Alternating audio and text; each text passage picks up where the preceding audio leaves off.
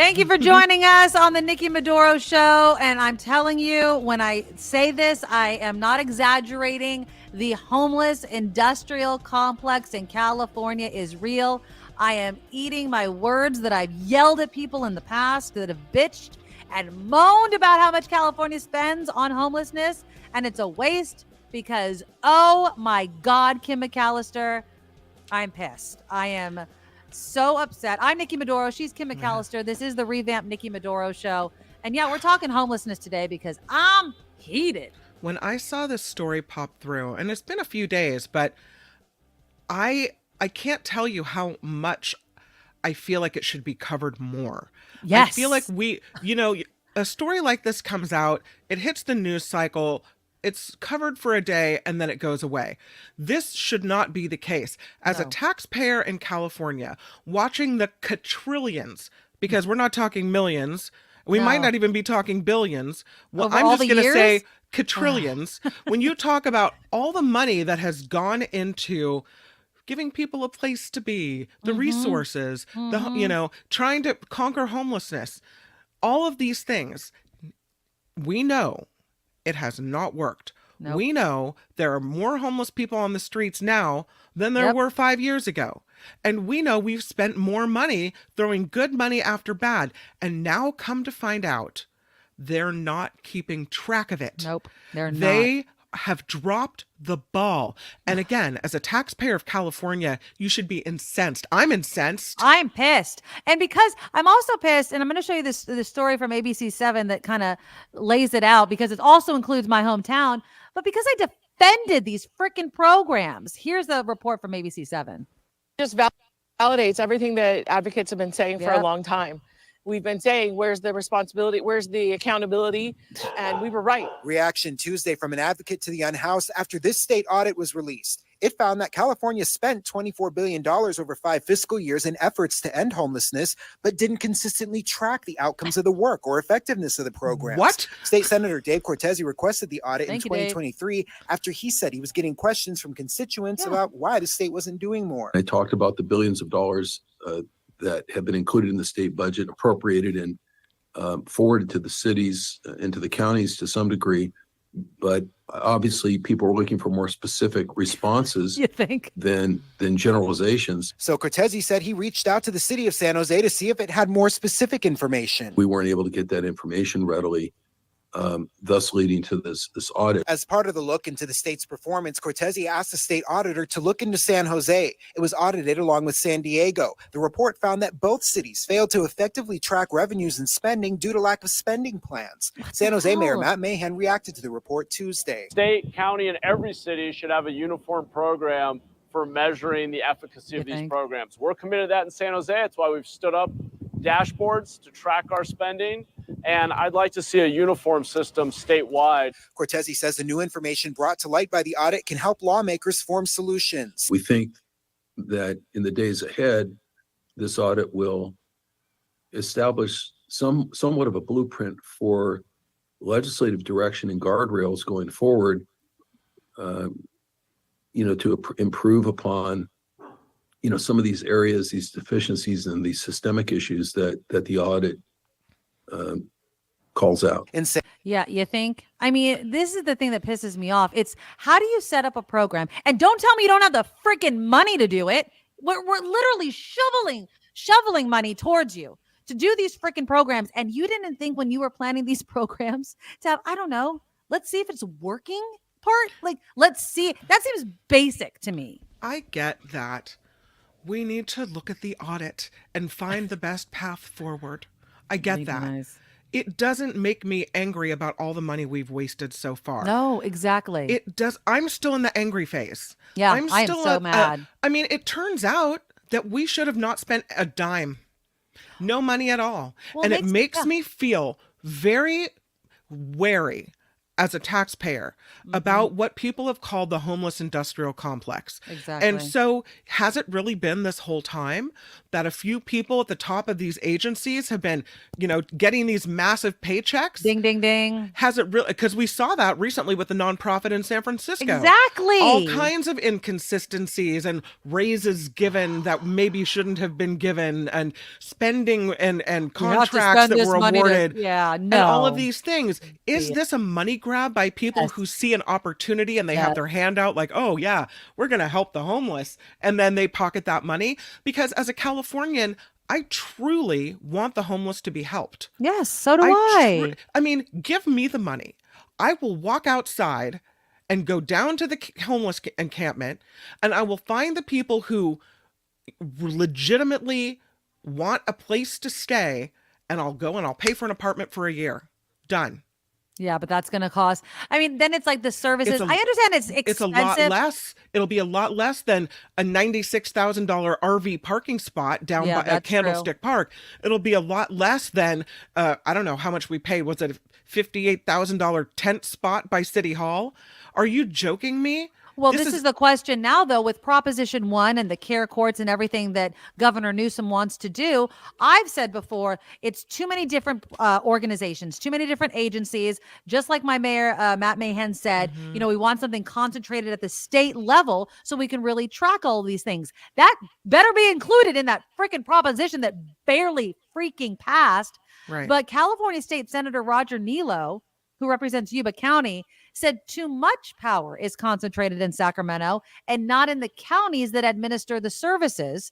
He says the governor developed 30 programs and they've relegated to do whatever the state tells them to. And that's a good deal why things are ineffective. Well, shoot, what's Proposition 1 supposed to do then? Right? Do you want more consolidation or less? I think that the situation in, let's say, Marin is different than the situation in San Jose, which is different than the situation in Humboldt County, which is different than the situation in Huntington Beach, right? I mean, every state and county is going to have to adjust to their own population and their own population's needs. Some areas might need more RVs. Some areas might be able to build more housing. So if you don't give the counties the flexibility, that's not going to work. But at the same time, they also need to be held accountable for whatever system in place they do put. Like, you need to show success, or somebody needs to step in. It's too many fingers in the pie. Yeah. When the counties contract to all these different agencies and are giving money out without really knowing what they're doing, right? And allowing these agencies to then sign these contracts with other agencies and all these satellite agencies.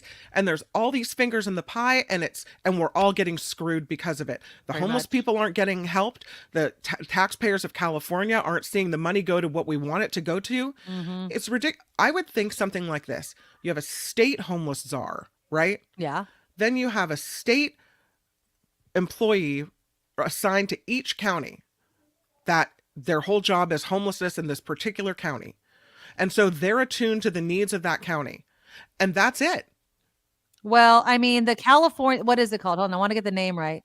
It's called the California Interagency Council on Homelessness, is responsible for coordinating the agencies and then allocating resources for the homelessness programs. Well, they suck and they're not doing a good job. They stopped tracking spending on programs and their outcomes in 2021, despite the fact that they took money to do exactly that. You're fired. You're fired right now, this very minute. And I would say there's something criminal going on. I want an investigation. Where did this freaking money go? What have you been doing with it? I want you to track every penny. There is something nefarious going on, Kim McAllister, and it makes me embarrassed because I am a huge liberal. Like, I get into arguments with people. Like, you guys are cold-hearted. We need to help these people. We're a big state. It's going to take a lot of money. And then you come to find out that those have been given billions of dollars, billions with a B. And you're like, well, where's all the money going? We don't know. We don't know if the programs are effective. What do you mean you don't know? If you don't know, then you're fired. Then you're fired. So this needs to continue to stay in the public eye. I mean, it's similar to so many issues in California, where I feel like so many Californians' hearts are in the right place, but the people that are at the top are not being truthful with what is going on. And I'll also say those on the front lines, those that are in social services that are getting paid pennies, Right. those are the people that are like, I'm doing my best. I'm not getting paid. Like the mental health worker. Exactly. Right? Who's barely making it. Why can't we pay these people more? Oh, there's not enough money. No, there's enough money. You guys are stealing it. And there's We've been duped. We have been duped. I think that the conservative versus liberal type of thought process on, should you give homeless people money? Should you help them? Maybe a conservative might say they should pull themselves from their bootstraps and get it together and handle it because I can type of thing. Maybe that's not the thought. Tell me if I'm wrong in the chat. Whereas the liberal might say, people have a hard lot in life. We're not going to change what's happened to them, but we need to give them a helping hand to get them off the street. So you can have those different thoughts about the way to approach it. But I think whether you're liberal or conservative, we can all agree that if the money's not going where the money is supposed to go, if there are people that are, kind of doing us wrong. Yes. That none of us, regardless of party or ideology, we can all get on the same page on that one. Absolutely. Absolutely. And I hope that something's done. I hope that this isn't just like, oh, look over here. Like, this is huge. This is a huge story. I'm not going to stop talking about it. I know Kim's not going to stop talking about it. So we need to keep the screws into these county programs and on that California Interagency Council on Homelessness and being like, what in the F are you doing? And I think we need to demand better from our leaders. Every time they come up with a program, I want to see every year, every 6 months, you better have some sort of numbers. Hey, care courts might work out great. Care Not Cash in San Francisco didn't, right? When you're talking about Gavin Newsom, care courts, it's an idea, willing to try it, but you damn sure better track the money you're spending on it. And I want to see that exactly what you're spending is spent on what you intend it to be spent on. Exactly. Well, we want those people to be fired, but this person, I did not see why she was fired. Now, this is out of Ohio. It's the story of this Lakota West high school teacher by the name of Eileen Washburn. Now, according to People magazine, she is currently on unpaid leave after a vote by the school board. And do you want to know what this woman did? She did what I think every single person within the sound of my voice has done at some point. And she called in sick when she wasn't actually sick. So apparently she called in sick and falsified, is what she's being accused of, sick leave on February 8th and 9th, and told colleagues that she was attending a show in Nashville. Busted. She's a high school English teacher. She reportedly refused to answer questions about her whereabouts or specifics on her alleged need for sick time. She's been teaching there since 2015. She was a varsity softball coach as well, student government advisor, yearbook advisor. She's a mom of 2. Now, according to the rules, she was suspended because she violated, I guess, the code of the school, which basically says you can't lie about why you are sick. If you call in sick, you can only do it for very specific reasons, and that's under the statute. And taking sick leave for any reason not permitted under the statute is considered falsification, which can result in termination.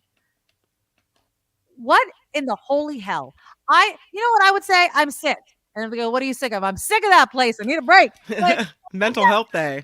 Exactly. Like, I have an eye problem. What's wrong with your eye? I can't see myself coming into work today. Like, I just feel like at this day and age, when we are so short of staff, and I'm sure Ohio is facing the same problem all across the country.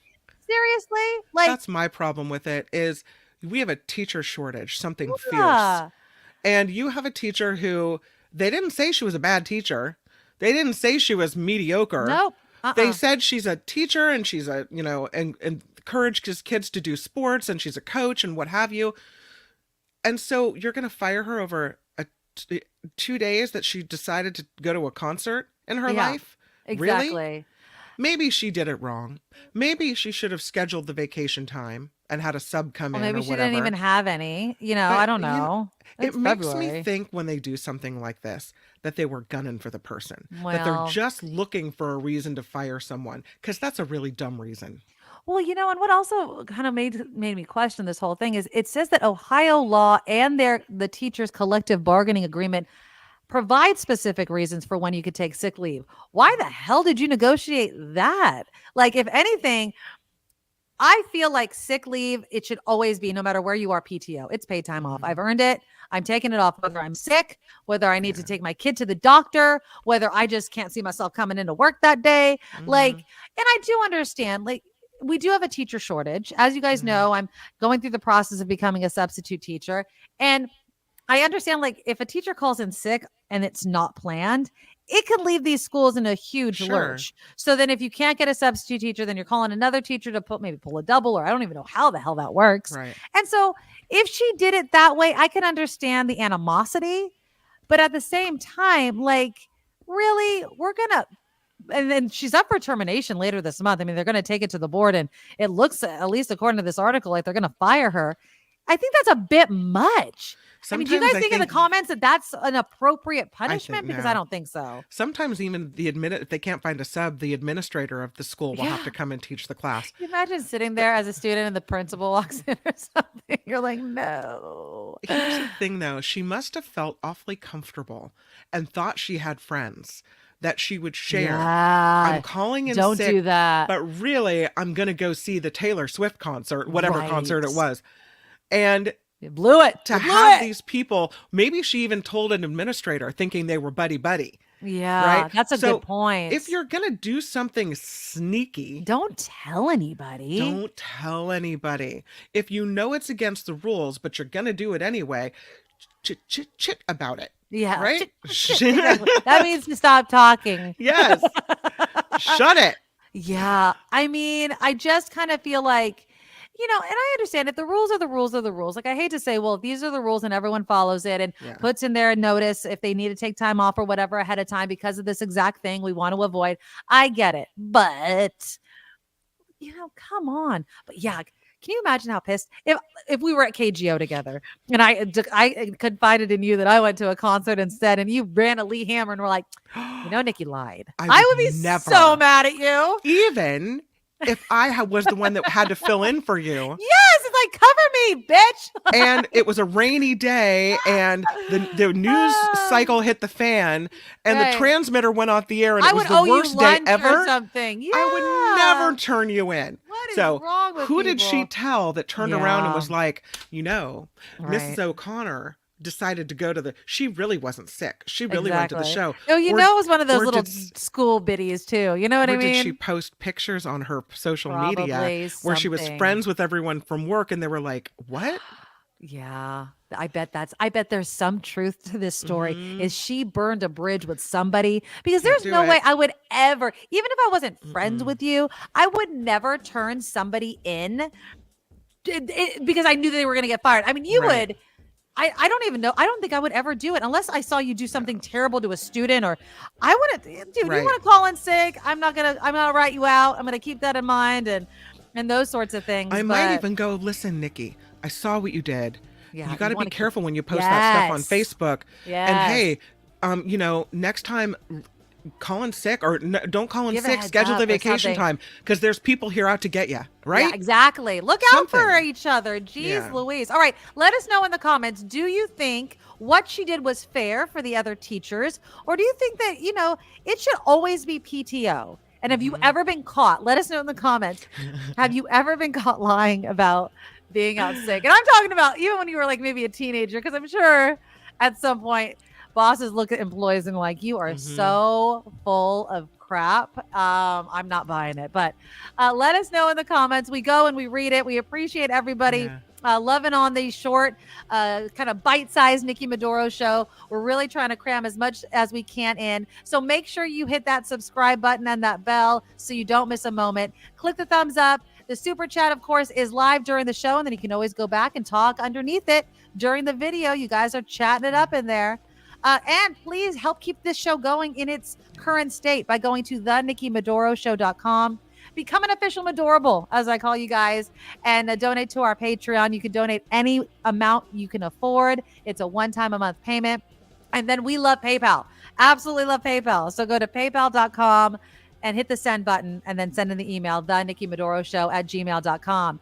If you're looking for something yummy, please support our sponsor, Auntie Tabby's Island Flavors. You see the hibiscus hot sauce. They have a pineapple hot sauce and a guava barbecue sauce. And if you want to get your hands on it, just go to auntietabbys.com/nickkim, NIKKIM. You get 10% off every single order, and it helps support the show as well.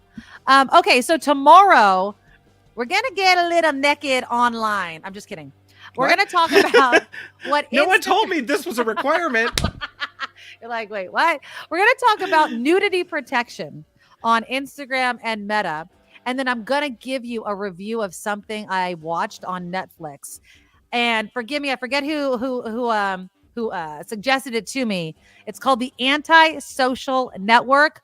Blew my mind when I watched it. And it's so eye-opening. It's not really something I didn't realize, but when you see it laid out and the people behind it, it's going to blow your mind as well. So join us tomorrow right here on the Nikki Medoro Show. Love you guys. Talk to you tomorrow. Bye-bye. Nikki, you're all so awesome. You sprout like a beautiful blossom. You're all so the best. I really can't rest. You're all so awesome. Wow. Okay.